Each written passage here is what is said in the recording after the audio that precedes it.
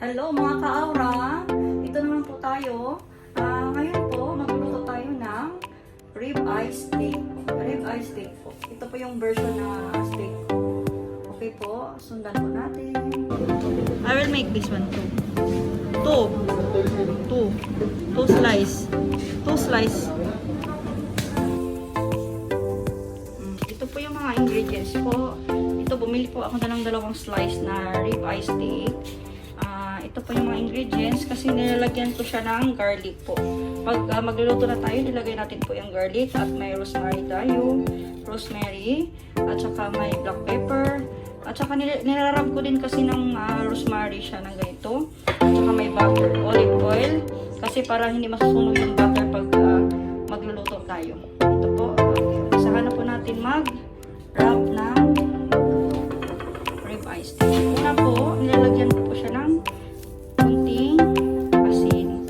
Ayan po. Dalawahin na natin kasi dalawa naman kaming kakain. Kunti lang.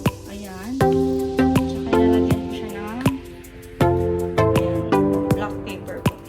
Kunting black pepper. Ayan. Ilalagyan mo ulit. Tsaka lagyan ko ng rosemary.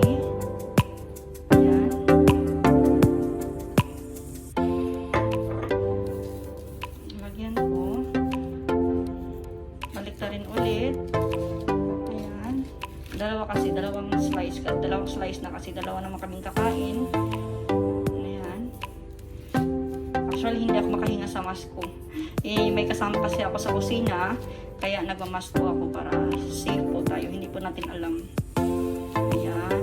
So, black pepper ulit. Kung gusto nyo maraming black pepper po sa akin kasi ayaw ganun lang. Konting ano lang.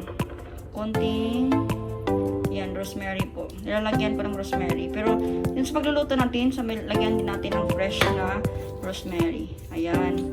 Okay na yan. Ang gusto ko medium rare.